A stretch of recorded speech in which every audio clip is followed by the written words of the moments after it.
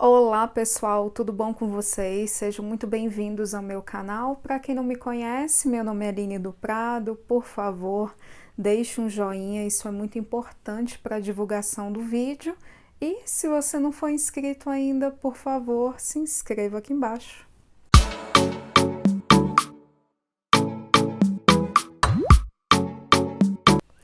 Então vamos lá, pessoal. Hoje a gente vai falar dessa obra-prima aqui, que é o Green River Killer, que é uma HQ, é um lançamento aí da Darkside.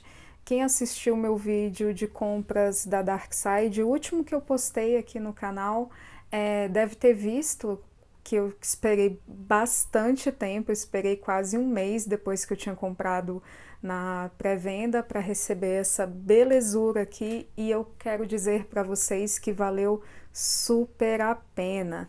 Essa HQ é uma HQ lindíssima e ela é baseada em fatos reais.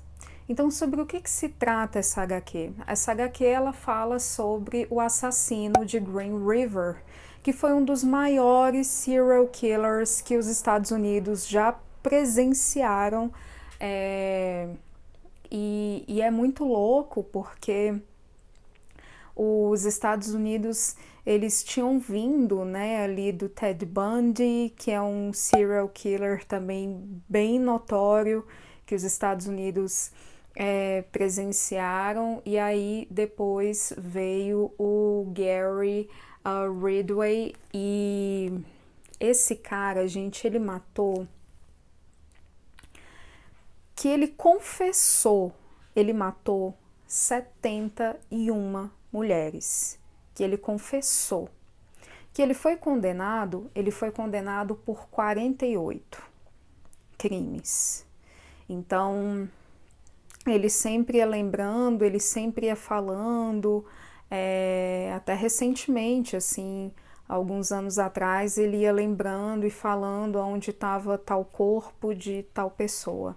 Mas vamos lá, sobre o que se trata assim em si, né? A gente sabe que fala sobre esse serial killer, que é o Gary, que ele é um cara que ele atuou ali no condado de King, que foi a área de atuação dele ali em Washington. Então ele atuou ali, a maioria dos crimes dele aconteceram entre os anos 80 e os anos 90, e nos anos 2000 ele foi condenado à prisão perpétua. Então a gente vai entender um pouquinho assim da vida dele e do que se trata essa HQ.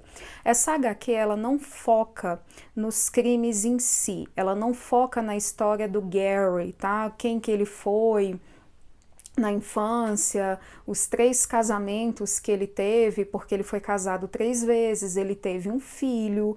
Então, não, essa HQ ela não está ali relacionada à vida dele em específico.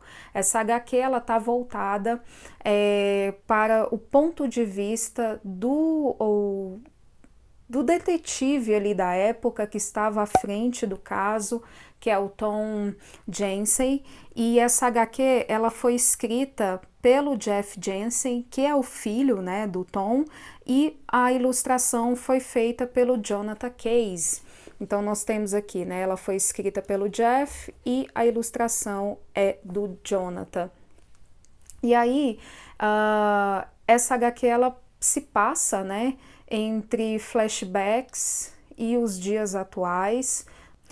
Essa HQ, ela fica intercalando ali entre flashbacks dos anos 80, anos 90 e os dias atuais que se passam essa história. Então, essa história ela se passa ali no começo dos anos 2000, quando eles estão ali, final dos anos 90, início dos anos 2000, que é quando eles estão ali fechando esse crime, né? Quando eles estão fechando ali esse caso, que aí o Gary finalmente vai para a condenação. Então, a gente consegue perceber a frustração da polícia naquela época. A gente sabe que exame de DNA não era uma opção, então era o que dificultava também. E o Gary, ele tinha um modus operandi bem peculiar. Então, o que ele fazia, né? Como que ele abordava as vítimas dele. Então a gente precisa entender uma coisa, o Gary ele só matou mulheres. Então ele tinha sérios problemas com mulheres. A mãe dele era uma pessoa bastante dominadora e ele tinha alguns problemas com a mãe também. Então, ele não foi feliz no primeiro casamento, ele não foi feliz no segundo casamento, então ele se sentia muito frustrado em relação a isso, tanto é que ele fez com que o terceiro casamento dele desse super certo, né? Ele queria que desse certo, era algo relacionado assim para a vida dele. Então ele foi para o Vietnã, ele se encontrou com várias prostitutas, né, lá, então ele acabou pegando doenças sexualmente transmissíveis, e isso não abalou ele de jeito nenhum, e quando ele voltou, ele continuou se encontrando com várias prostitutas, então a gente entende assim pela história dele que ele era um cara cristão, ele era um cara que queria ter uma esposa, né? Ele queria ali ter a família dele, apesar desse jeito meio maluco, né? Era o que ele acreditava. E as vítimas eram mulheres. E as vítimas tinham idade entre 16 e 31 anos, mais ou menos. E a primeira vítima dele tinha 16 anos, e ela foi encontrada próximo do Green River, então por isso que ele acabou recebendo, né, esse apelido de Green River Killer, o assassino de Green River. Mas antes da gente começar a falar desses assassinatos, a gente precisa entender o seguinte: a HQ ela já começa assim de uma forma bem chocante. A HQ ela começa com Gary aos 16 anos. E aí ele encontra um garotinho de 6 anos brincando na rua, então ele pergunta se pode brincar com ele pergunta o que ele está fazendo, ele pergunta se eles podem ser amigos, e a criança diz que sim, olha, nós podemos ser amigos e tal, e aí ele fala, vamos construir um forte. Então quando o menino ele se vira, né, para poder construir esse forte, o Gary ele vai e dá uma facada nesse menino, nesse garotinho, e aí o garotinho fica sem entender, né? E ele consegue perguntar ali, mas por que você está fazendo isso? Por que você fez isso? E aí o Gary diz que ele queria saber qual era a sensação de matar alguém.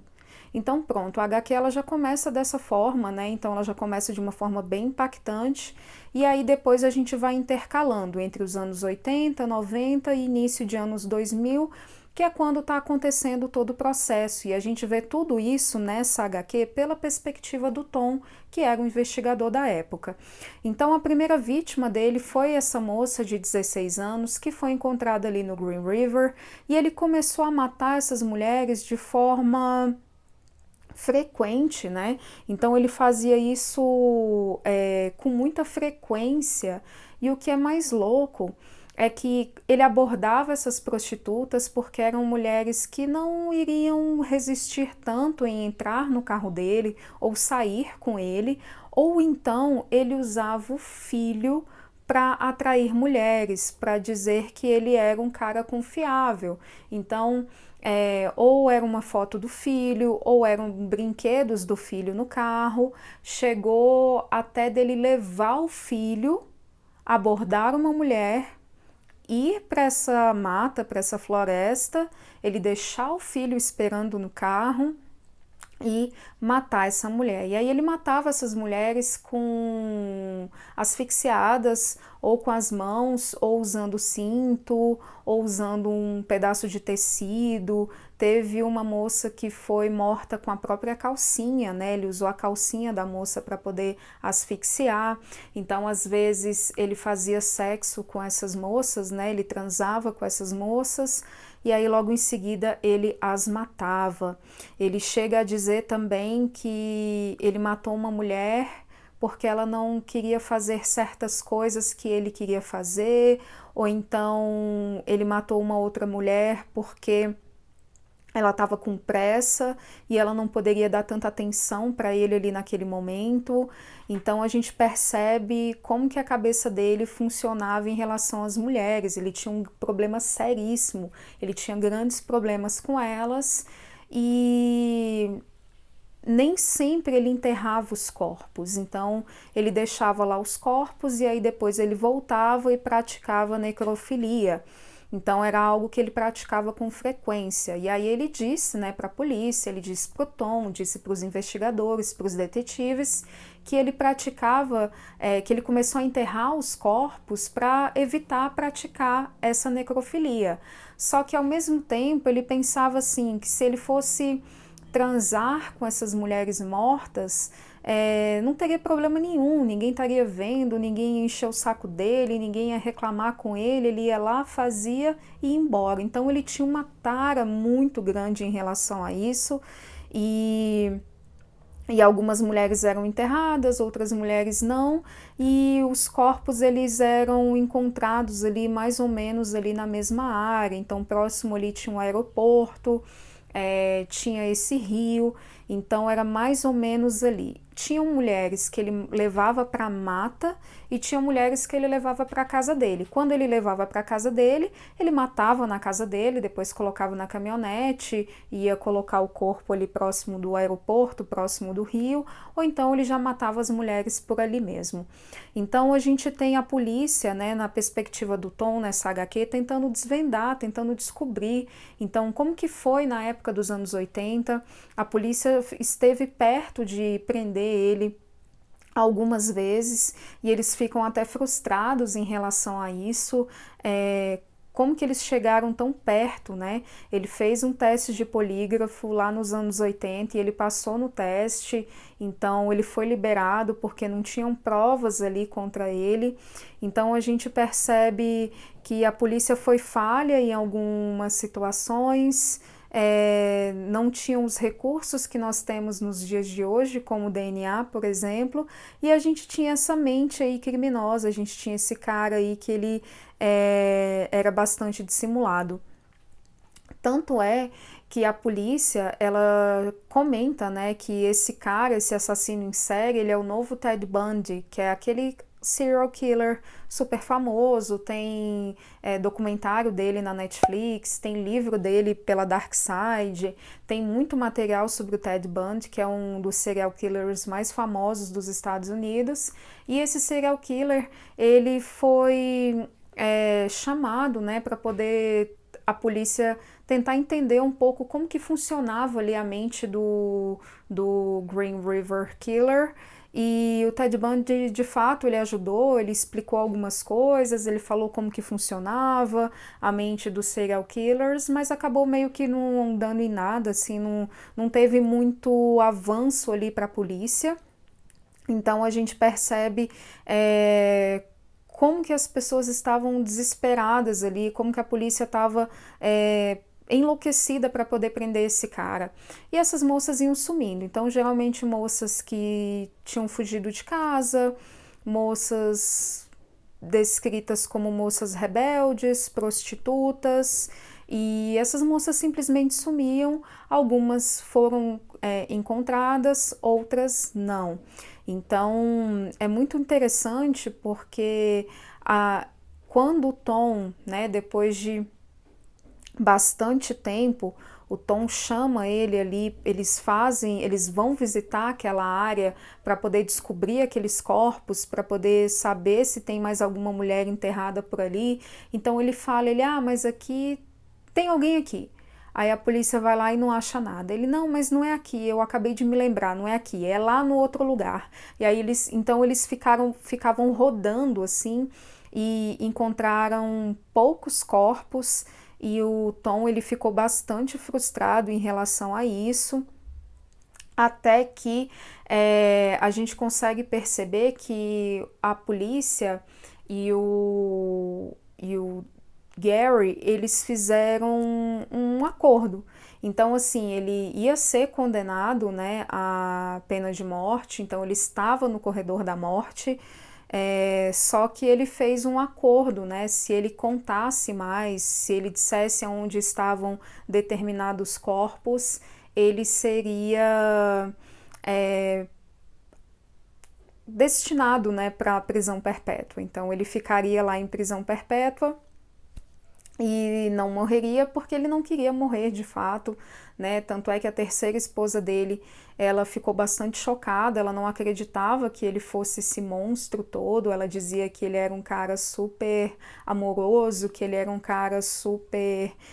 que ele era um marido maravilhoso, que ele era um marido incrível, e só que ele tinha, né, esse outro lado dele.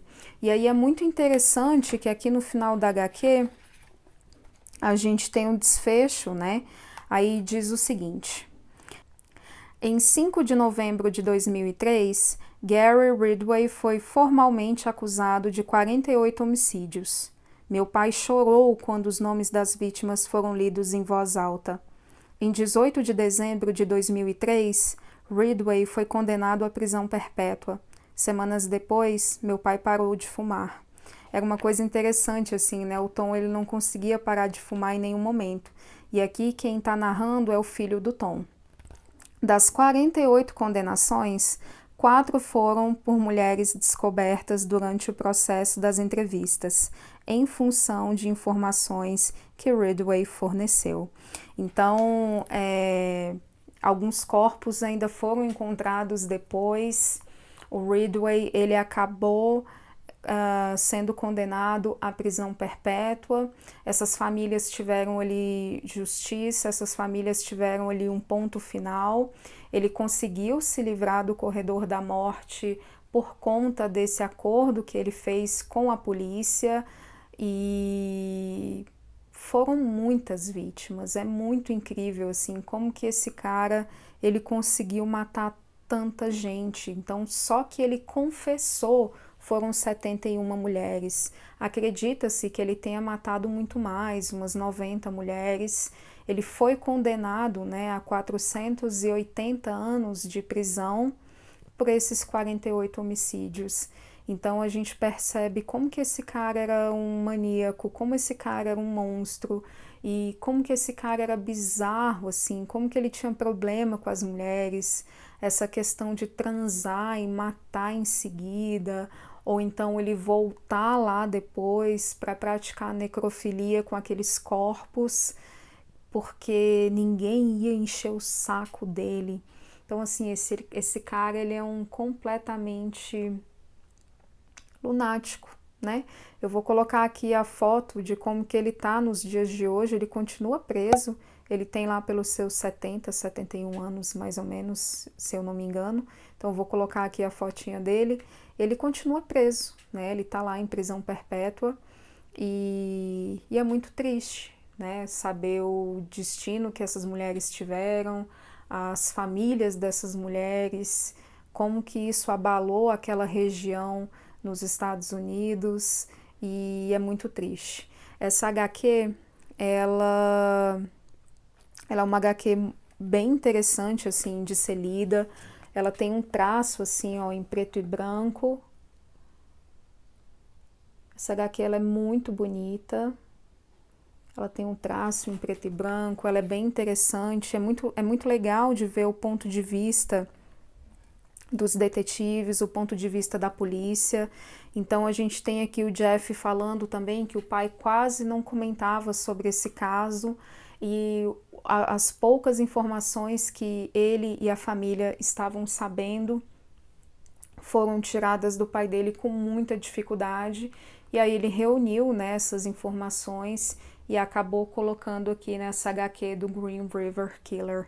Então fica aí a minha super recomendação, se você gosta desse assunto de serial killer, crime scene, true crime, dê uma chance para essa HQ, porque ela é uma obra-prima, tá?